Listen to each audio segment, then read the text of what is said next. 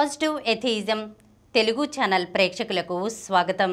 మనం గోరా నాస్తికుని జీవితం అనే పుస్తకంలో నుండి గోరా గారికి సంబంధించిన విషయాలను గురించి తెలుసుకుంటున్నాం కదా. ఈరోజు ఎపిసోడ్లో మరికొన్ని విషయాలను తెలుసుకుందాం. గవర్నర్ కంటే మన మంత్రులు ఏమీ తక్కువ స్థితిలో లేరు. మంత్రులు విజయవాడ వచ్చినప్పుడల్లా గోరా వారి సహచరులు స్టేషన్కు వెళ్ళేవారు. కానీ తరచూ వీరిని ప్లాట్ఫామ్ మీది వరకు వెళ్ళనివ్వకుండానే పోలీసులు అడ్డువేసేవారు.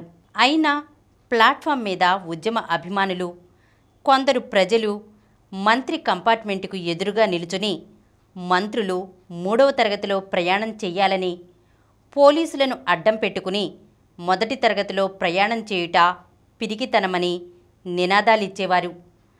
కార్యకర్తలను ప్లాట్ఫామ్ మీదికి రానివ్వకుండా పోలీసులు వారిని ఎక్కడో దూరంగా ఆపినా కూడా ఒక మంత్రికి తిన్నగా ప్లాట్ఫామ్ మీదకు వచ్చి మొదటి తరగతిలో ఎక్కే ధైర్యం లేకపోయింది. అందుచేత ఆయన వెనుక నుంచి పట్టాలు దాటి వచ్చి ప్లాట్ఫామ్ మీదకు రాకుండానే వెనుక నుంచి ఎక్కారు. ఒకసారి 3 మంత్రులు ఒకే రోజున ఒకే రైలులో వెళ్ళారు. అప్పుడు కార్యకర్తలను దూరంగా ఆపకుండా ప్లాట్ఫామ్ మీదకి రానిచ్చారు. దాంతో ఎంత పోలీస్ బలాన్ని పెట్టుకున్నా మంత్రులు మొదటి తరగతిలో ఎక్కడం దాదాపు అసంభవం కాగా కార్యకర్తలను రైల్వే పోలీస్ స్టేషన్లో నిర్బంధించారు. అప్పుడే లవణంను ఒక చిన్న టీ దుకాణంలో నిర్బంధించి పెట్టి పోలీసులు బూటుకాళ్లతో తొక్కారు. దాని ఫలితంగా లవణంకు కాళ్లనరాలు పట్టు తప్పి నెల రోజులు మంచం మీద ఉండవలసి వచ్చింది. ఈ విధంగా స్వయంగా త్యాగం చేసి ప్రజలకు ఆదర్శప్రాయంగా ఉండవలసిన మంత్రులు, ఇతరులు త్యాగం చేయమని కోరగా వారిని నిర్బంధించి పోలీసులను అడ్డం పెట్టుకుని ఆడంబర జీవిత విధానంలో ప్రజలకు దూరంగా తాము ఉండటం ఏమి నీతి? యథా రాజా తథా ప్రజ అన్నట్లే నేడు యథా మంత్రి తథా ప్రజ అయింది. అందుచేత మంత్రుల ఆడంబరాల దృష్టిని తమ ఆచరణలో పోషించుచుండట చేతనే ప్రజలలో కూడా ఆడంబరాల దృష్టి అధికమైపోయింది. సంపాదన తక్కువ, ఆడంబరం ఎక్కువ అయ్యేసరికి లంచగొండితనం, అవినీతి దేశంలో పెరిగిపోయింది. మరొక ప్రక్క తమ ముఠావారని అవినీతి పరులకు రక్షణ కల్పించడచే ఆశ్రిత పక్షపాతం వల్ల కూడా దేశంలో అవినీతి పెరిగిపోయింది. అందుకే దేశంలో ఏ మార్పు కావాలన్నా ముందుగా మంత్రుల ప్రవర్తనలో మార్పు రావాలని గోరా అంటున్నారు. ఒక ప్రక్కన పోరాట రూపం ఇలా కొనసాగుతూ ఉండగా మరొక ప్రక్క శాసనసభా రంగంలో కూడా ఆర్థిక సమతా ఉద్యమం ఘన విజయం సాధించింది.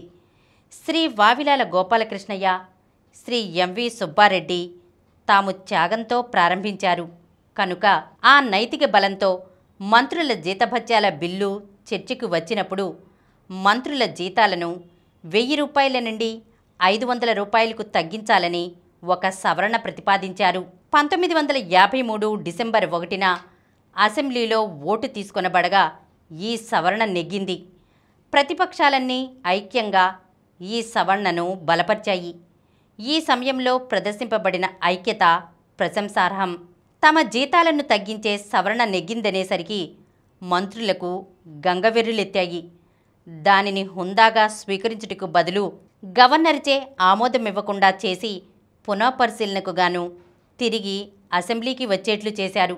తిరిగి ఆ బిల్లును పునఃపరిశీలన చేయమని అసెంబ్లీని కోరుతూ అప్పటి ఆర్థిక మంత్రి 500 రూపాయల జీతంతో మంత్రి తన హోదాకు తగిన ప్రతిష్టతో జీవితం గడపడం అసాధ్యం అన్నారు.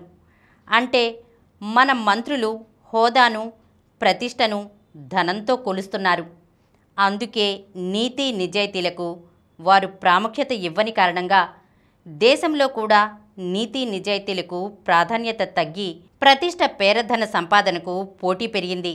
మంత్రులు రెండోసారి అసెంబ్లీలో మంత్రుల వేతనాల అసలు తీర్మానాన్ని అంటే సవరణ లేకుండా నెగ్గించుకుని తమ జీతాలు 1000 రూపాయలు అలాగే ఉంచుకున్నారు.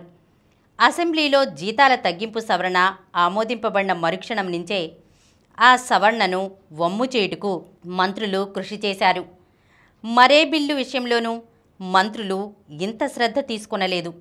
దీన్ని బట్టి మంత్రులు తమ జీతభత్యాలకు, పదవితో వచ్చే అవకాశాల కొరకే శ్రద్ధ వహిస్తున్నారు కానీ ప్రజల ఆర్థిక సమస్యల పరిష్కారానికి తగు శ్రద్ధ చూపుటలేదని స్పష్టం అగుచున్నది. ఈరోజు మనం గోరా గారికి సంబంధించిన కొన్ని విషయాలను గురించి తెలుసుకున్నాం కదా. వచ్చే ఎపిసోడ్లో మరికొన్ని విషయాలతో కలుద్దాం.